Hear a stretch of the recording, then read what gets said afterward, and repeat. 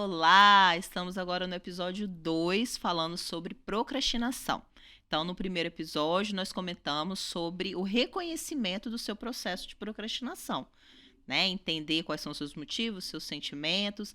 E agora, nesse episódio, a gente vai te sugerir práticas para você poder lidar com eles, porque sempre esse processo de evolução.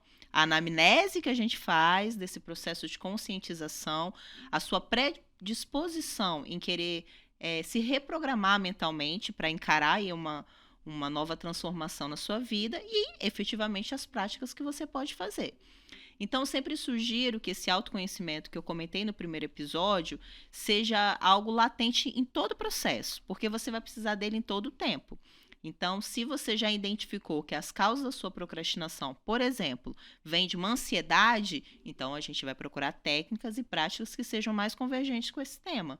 Se não, é porque eu não tenho, na verdade, eu acho que eu não sou capaz, eu não tenho segurança no que eu faço, então a gente procura técnicas mais adequadas para isso.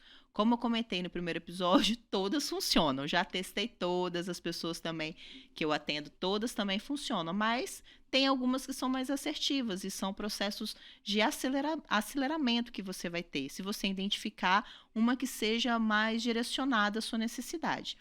Em que termo que eu falo isso? Por exemplo, as pessoas, quando elas são ansiosas, elas tendem a ficar sofrendo com uma coisa que tem que ser feita. Não é que elas não vão fazer. A procrastinação não vem de uma vontade de não querer fazer. É de evitar o que tem que ser feito, que gere uma mudança de sentimento, ou que você vai lidar com o sentimento de outra pessoa.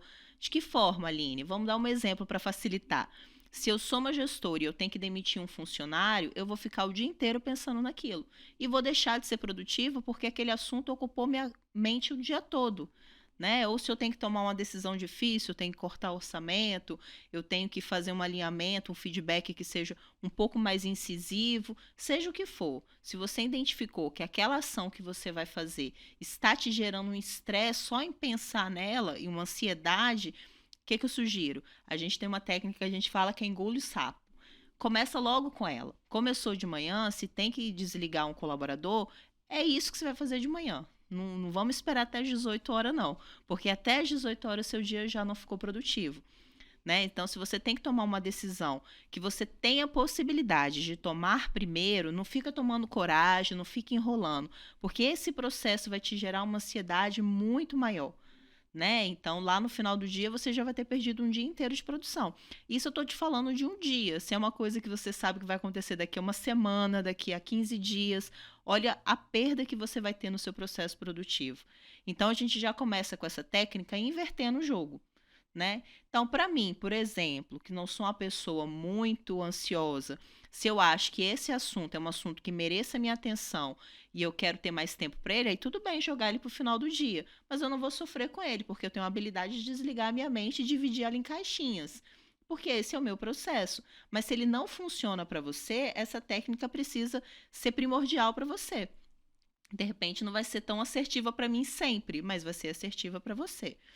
Outra coisa que eu falei até lá no primeiro episódio, que eu falo em qualquer conversa que eu tenho, gente, poder do checklist. Lá no meu trabalho ou em casa, eu sempre tenho essa mania de deixar post-it com tudo que eu tenho que fazer durante o dia.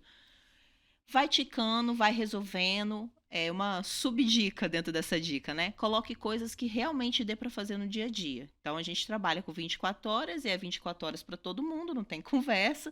Então tem coisas que não vai dar em 24 horas. Então essas coisas você não põe nesse checklist desse dia. Deixa para o outro dia. Ou faça um checklist semanal se você quer tirar lá da cabeça, né? Mas dentro do seu dia, faça aquele checklist. Então, só de você tirar do pensamento, botar no papel, que foi até uma coisa que a Marileia falou no episódio, né? Que essa sensação de tirar da cabeça e botar no papel é muito importante. E você ir ali ticando, riscando, você vai tendo essa sensação produtiva.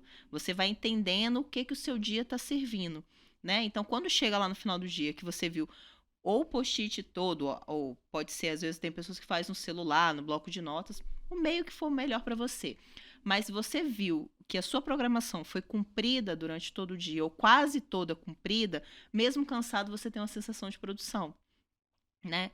Então, esse checklist ele pode ser diário, semanal, mensal, de acordo com a demanda da pessoa, mas eu sempre trabalho no mínimo com diário. né? Então, aquelas coisas que eu me programei também me ajudam a manter no foco. Então, se aparecer qualquer outra atividade para fazer, eu falo, não, essas daqui são as minhas atividades preferenciais. Esse aqui é o meu foco do dia, esse é o meu objetivo do dia. Porque se não tá também no papel, você não visualiza o seu planejamento, fica muito mais fácil da procrastinação tomar conta, porque é muita distração, né? A outra técnica é justamente essa, evite distração, né? Então, quando você estiver fazendo uma atividade, desligue aparelho que não precisa, desligue notificação, saia do ambiente que é barulhento, vai para o mais silencioso. Esse processo de foco, ele é fundamental, porque se é uma atividade que você já não quer desenvolver ou tem dificuldade de desenvolver e você abre para distração, ela se torna quase que impossível. Né? Então, tire qualquer distração que não seja necessária para aquele processo. Esteja atento para você não se distrair involuntariamente. Sabe aquele negócio de você estar fazendo um trabalho de escola, aparecer uma notificação de Instagram, acabou. Aí do Instagram puxa para uma página, que puxa para outra, que daqui a pouco você está vendo se helicóptero tem buzina e acabou o que você estava fazendo. Você já perdeu o seu foco e aquela tarefa vai novamente ficar para um outro dia. Então, se você tem essa tendência a se distrair bastante, trabalhe no seu foco, que ela vai ajudar você a concluir a tarefa que tem que ser feita. Tem uma outra técnica que a gente chama de técnica Pomodoro, que eu utilizo muito, né? Que é você ficar 25 minutos focado e concentrado naquela atividade intensamente. Então, você faz ela sem distração. 25 minutos. 25 minutos é um tempo sugerido. Isso aí pode se adaptar à sua realidade. Fez 25 minutos, para 5 minutos. Aí para, respira, toma um café. Cuidado se for mexer no celular, porque o celular costuma distrair a gente muito mais do que 5 minutos. Mas respira, volta a fazer de novo 25 minutos. E depois que você fizer um bloco disso, aí você consegue tirar um intervalo maior. Né? Então, se você é uma pessoa que tem necessidade de estar mexendo ali no celular por uma questão de trabalho, alguma coisa, intercale nesses períodos. Então, todas essas práticas são práticas para te ajudar. Mas qual que eu acho mais efetiva e eficiente, que eu falei lá no primeiro episódio bastante, que é o planejamento. Então, assim, o maior arqui-inimigo da procrastinação sempre vai ser o planejamento. Então, se você consegue planejar suas atividades, você consegue planejar a sua semana, você planeja os seus objetivos, você tirou da cabecinha, botou no papel e se policiou de ter foco, é um processo quase que natural. O planejamento por si só bem feito, ele já trata a procrastinação sem você nem ter que pensar nela, né? Porque se a gente está falando de um tema isolado, a gente está tratando isoladamente ele. Mas eu falo que é como se fosse um check-up médico o planejamento. Qualquer problema que tiver vai ser identificado e curado através dele.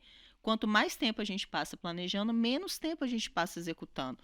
E se eu passo menos tempo executando, eu tenho menos tarefa para procrastinar. É tudo um processo. Né? Dentro da gestão de tempo e da produtividade, eu falo que esses dois são os arqui-inimigos um ali do outro, né? Quem combate a procrastinação é o planejamento e quem atrapalha o planejamento é a procrastinação. Então, se você não consegue se planejar, você vai passar muito mais tempo apagando incêndio, que não é função da gente, que a gente não é bombeiro. A gente vai passar muito mais tempo consertando coisas que a gente já poderia ter começado a fazer da maneira correta, né? Qual é a boa notícia disso tudo? É uma coisa bem comum, todo mundo passa por esse processo, não se acaba com procrastinação, como eu falei lá no primeiro episódio, né? A gente trata, porque tudo que é em excesso vira um problema na vida da gente, né? Isso vale para as coisas boas, para coisas ruins. A água é maravilhoso, tome excesso que vai ser prejudicial. Então a questão é sempre a ponderância, é você identificar quando que aquele processo passou a ser negativo para você. Passou a te dar prejuízo. Em que sentido? Financeiro, Aline? Às vezes até é, mas existem inúmeros prejuízos. Tem prejuízo mental, emocional, físico, financeiro, porque a gente não é um corpo separado, né?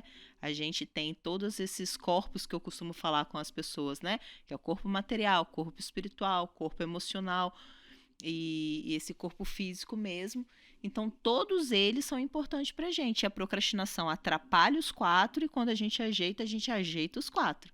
Então, se você consegue ter uma vida mais saudável, o seu ganho vai vir em tudo. Se você consegue ter uma vida financeiramente organizada e próspera, isso vai resultar em tudo, até no seu relacionamento, na forma como você se comporta na sua família, na sociedade.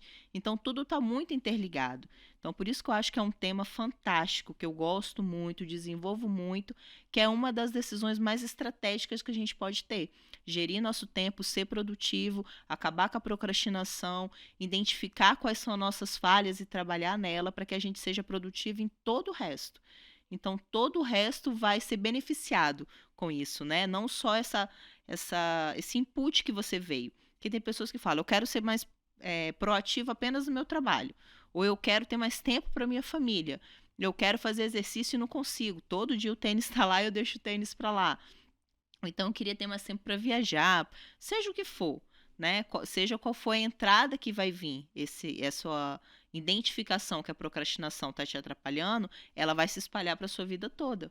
Porque você vai entender que isso é um conceito, né? Então eu trabalho há mais de 10 anos já com gestão e até hoje eu revejo meus processos. Até hoje eu falo, olha, isso aqui pode ser mais eficiente, isso aqui eu posso dar uma melhorada, eu estou perdendo tempo aqui, eu já deixei isso aqui 2 vezes para fazer, porque o que está acontecendo que eu não consegui encaixar um tempo para fazer essa atividade?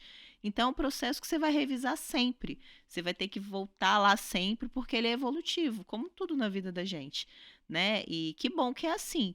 Que bom que a gente, de 5 anos para trás, 5 anos para frente, a gente consegue ser uma versão muito melhor nossa, porque esse é o objetivo, desde o começo, a evolução, né? Então, a procrastinação é um tema que está muito em alta porque está tudo muito acelerado, né? A gente tem um excesso de informações enorme hoje. Então, se a gente não achar momentos que a gente possa trabalhar esse excesso de informação, e pior, se a gente não deixar a nossa saúde física e mental ser atormentada por esse processo, ele merece muito a nossa atenção. Hoje a gente vê assim, um aumento absurdo, né, de doenças que vêm de cunho emocional, de crise de ansiedade, às vezes criança tendo crise de ansiedade. Então não é que seja essa a causa única e isolada, porque essa não é a minha área, eu não posso falar com clareza sobre ela, mas que se exacerba quando a gente não tem uma rotina, né? Então a rotina ela dá uma segurança pra gente. E se você que, assim como eu, achava que rotina era uma coisa chata, que você queria era viver a vida do seu jeito, a gente só perde com essa atitude, sabe? A gente pode ter ela nas férias. Nas férias a gente pode ser essa pessoa aí. Eu vou fazer o que der na cabeça, eu quero conhecer os lugares e tá tudo certo também. Porque as férias servem para isso, pra gente relaxar e desligar. Mas no dia a dia ela é muito prejudicial.